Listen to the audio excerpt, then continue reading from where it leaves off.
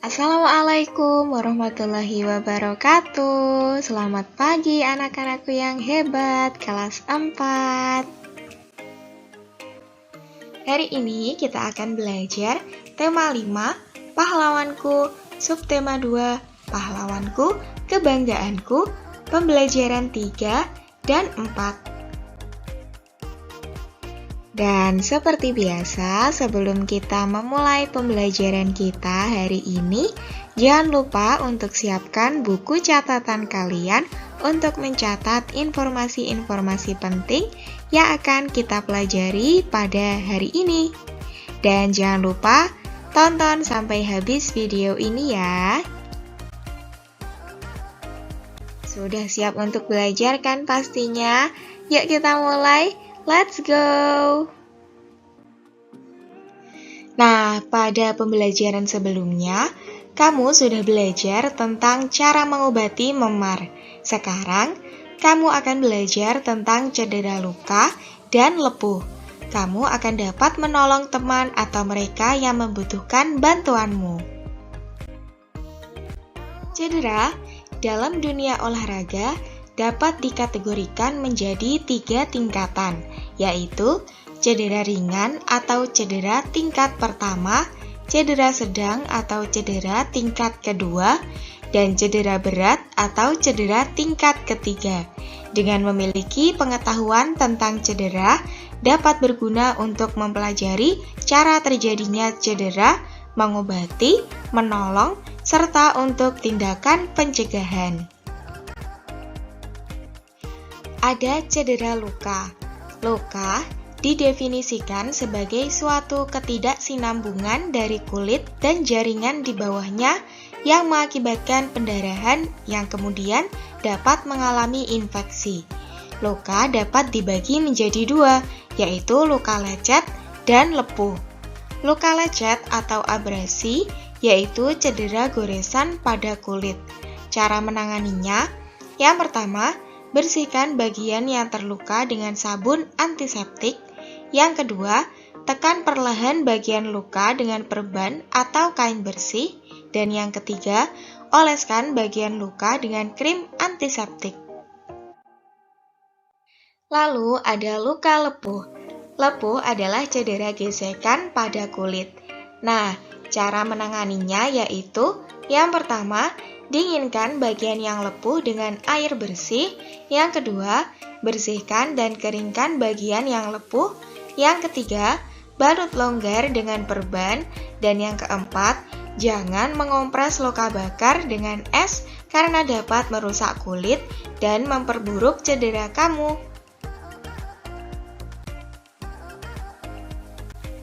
Nah, itu tadi adalah beberapa jenis luka dan cara menanganinya yang bisa kamu pelajari. Nah, selain membantu orang lain, kerjasama adalah hal baik yang harus kita lakukan dalam kehidupan sehari-hari.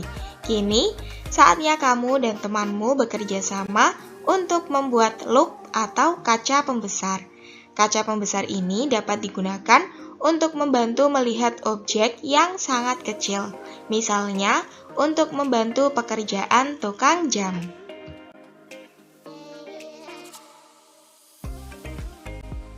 Nah, sekarang yuk kita buat percobaan membuat loop atau kaca pembesar. Cara membuat loop atau kaca pembesar sederhana. Yang pertama ada alat dan bahan, antara lain kantong plastik bening atau botol bening dengan permukaan rata. Kemudian ada air dan kertas dengan tulisan-tulisan yang sangat kecil. Langkah kerjanya, yang pertama, isi kantong plastik dengan air. Yang kedua, ikat kantong plastik. Yang ketiga, letakkan kertas di bawah kantong plastik. Yang keempat, bandingkan tulisan asli dengan tulisan yang terlihat dari plastik. Kemudian yang kelima, ulangi dengan kantong plastik berukuran 1/5 kali lebih besar atau lebih kecil, dan kemudian bandingkan hasilnya. Dan dari percobaan tadi, kita dapat membuktikan bahwa salah satu sifat cahaya adalah cahaya dapat dibiaskan. Sekarang, yuk kita lanjut. Indonesia memiliki pahlawan yang sangat membanggakan. Mereka berjuang untuk membantu orang lain yang membutuhkan. Pada pembelajaran sebelumnya, kamu sudah belajar tentang Sultan Hasanuddin dan nilai-nilai kepahlawanannya. Nah, pada pembelajaran hari ini, kira-kira kita akan belajar tentang pahlawan siapa ya? Kamu sekarang akan belajar nilai-nilai kepahlawanan dari Sultan Mataram, yaitu Sultan Agung. Sultan Agung memiliki peninggalan dalam bidang budaya yaitu seni dan kalender Jawa.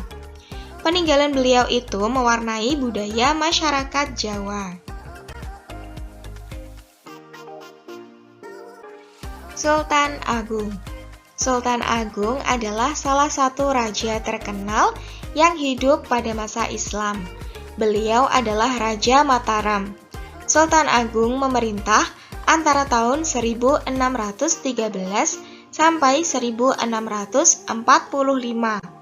Di bawah kepemimpinannya, Mataram berkembang menjadi kerajaan terbesar di Jawa dan Nusantara pada saat itu. Selain dikenal gigih melawan Belanda, Sultan Agung juga diketahui sebagai budayawan. Sultan Agung memberi perhatian besar pada kebudayaan Mataram. Beliau memadukan kalender Hijriah yang dipakai di pesisir utara dengan kalender Saka yang masih dipakai di pedalaman. Sultan Agung juga dikenal sebagai penulis naskah sastra gending. Sultan Agung menetapkan bahasa Bagongan sebagai bahasa yang harus digunakan oleh bangsawan dan pejabat di lingkungan keraton untuk menghilangkan kesenjangan.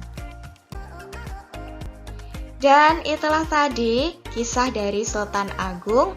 Kira-kira siapa lagi ya pahlawan Indonesia yang patut untuk kita teladani? Salah satunya adalah Kapitan Patimura. Kapitan Patimura adalah pahlawan dari Maluku.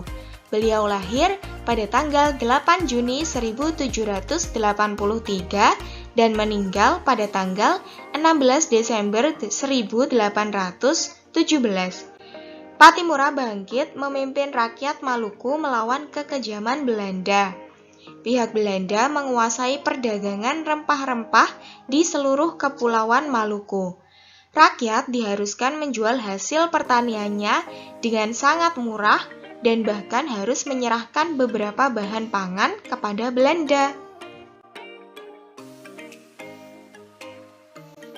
Pada tahun 1817, perlawanan rakyat Maluku yang dipimpin oleh Patimura berhasil merebut benteng Durstede di Saparua. Perlawanan Patimura meluas ke Ambon, Seram, dan ke tempat-tempat yang lainnya. Setelah berulang kali kalah melawan pasukan Patimura, Belanda akhirnya meminta bantuan pasukan dari Jakarta. Keadaan menjadi berbalik. Belanda makin kuat dan rakyat Maluku pun terdesak. Akhirnya Patimura tertangkap oleh Belanda. Nah, pada tanggal 16 Desember 1817, Patimura menjalani hukuman mati di tiang gantungan.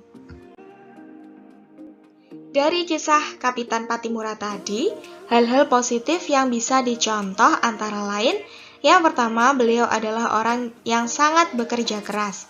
Yang kedua, teguh pendirian. Yang ketiga, pemberani dan perkasa. Yang keempat, masyarakat Maluku saling percaya, bersatu, dan bergotong royong untuk mencapai kemerdekaan. Nah, perjuangan yang dilakukan oleh Kapitan Patimura memimpin rakyat Saparua melawan penjajah Belanda. Dalam perjuangan melawan penjajah Belanda, ia juga menggalang persatuan dengan kerajaan Ternate dan Tidore, raja-raja di Bali, Sulawesi, dan Jawa. Dampak dari perjuangan Patimura yaitu dalam perjuangan melawan penjajah Belanda, ia juga menggalang persatuan dengan kerajaan Ternate dan Tidore, raja-raja di Bali, Sulawesi, dan Jawa. Pattimura berjuang melawan Belanda agar kekayaan Indonesia yang berupa rempah-rempah tidak dikuasai oleh Belanda. Alasan dari perjuangan Pattimura yaitu karena pihak Belanda menguasai perdagangan rempah-rempah di seluruh Kepulauan Maluku dan rakyat diharuskan menjual hasil pertaniannya dengan murah dan bahkan harus menyerahkan beberapa bahan pangan kepada Belanda. Dan hal itu sangat tidak adil bagi rakyat Maluku. Nah, itulah tadi anak-anak pembelajaran kita pada hari ini. Terima kasih karena sudah menonton videonya sampai habis. Dan jangan lupa untuk selalu menjaga kesehatan dan semangat terus belajarnya.